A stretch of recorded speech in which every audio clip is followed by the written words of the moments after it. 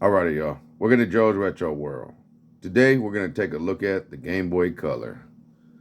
This little device was the next level to the Game Boy console. When the Game Boy first came out, it was ugly. It was just 20 colors, something like that on the screen, and that was it. It was green or just dark green. And so, a lot of people love the Game Boy because it did last forever, but it was heavy. It was a little bulky. It did take 4 batteries, but it did last for at least 8 hours, so it was nice. Sometimes even longer than that.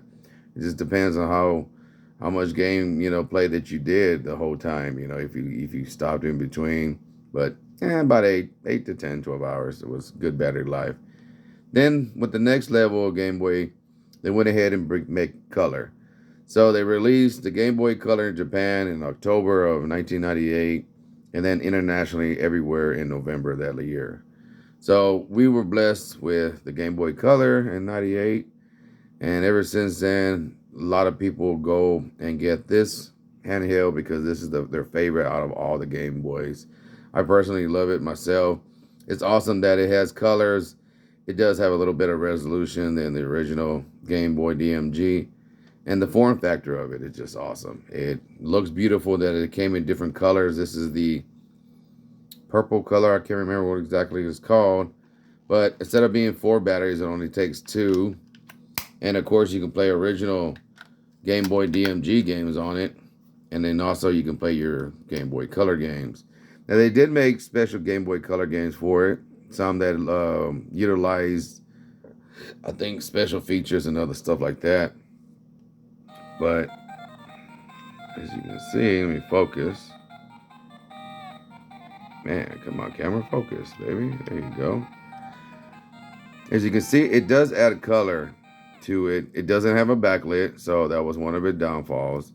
But it does have color to the screen. And then this is original DMG, so it's not going to look all vibrant and beautiful like a Game Boy Color game. But as you can see, the buttons aren't working too good on here. So what I'm going to have to do is I'm going to have to open this up and fix these buttons. I'm going to go ahead and clean them up with a little bit of alcohol and cotton swabs just to see if I can get it working. I wanted to go ahead and show you all that because why not? You might need to open one up too if you find one, in the garage sale. Order this one like I did secondhand.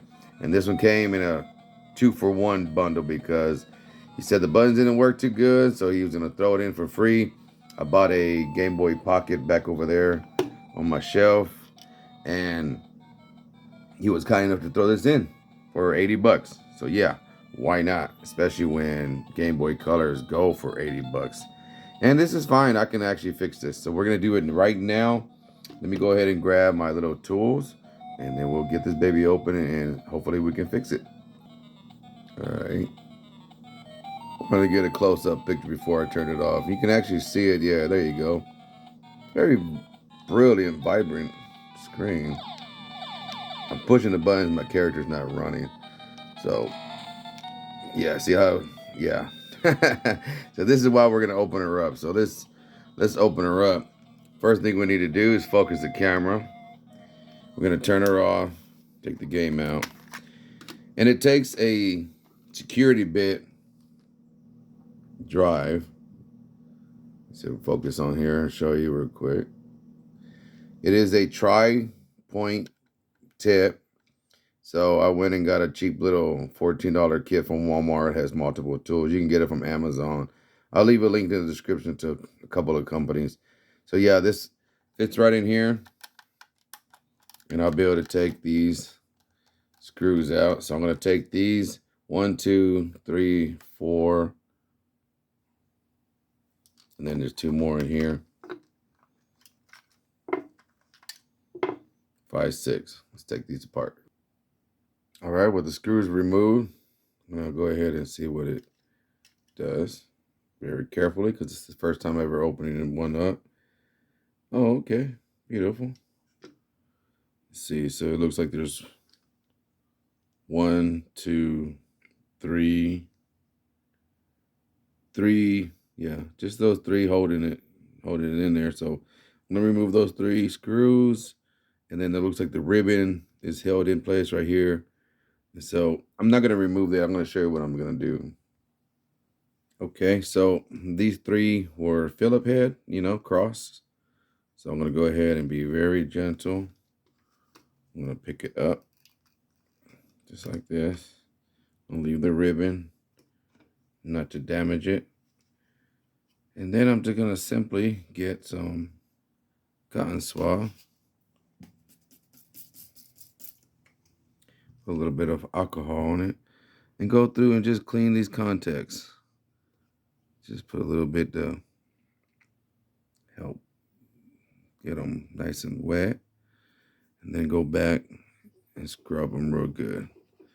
And I'm going to do this very carefully without brushing or anything. I'm going to take my time, and I'm going to make sure that all these are nice and clean so that I get a good contact with my contacts right here, pads. So let me go ahead and clean it up real good, and we'll test it out. I'll put it back together in the opposite direction, not brushing or anything, trying to not to damage nothing. So, and then we'll test it out, see if hopefully it'll work better. All right, I'll be right back. Okay, so as you can see, I did scrub it, and there was a little dirt and film, and went ahead and cleaned the membranes, of course, in here. And that's all I did. I just want to make sure that it's working properly. I don't want to go ahead and clean the whole thing because that's for another project. If as long as it works perfectly, then I will go back and go ahead and buy new membranes, new buttons, everything I need, a new shell, a new IPS screen, and mod it. But for now, I just want to get it working in its original state.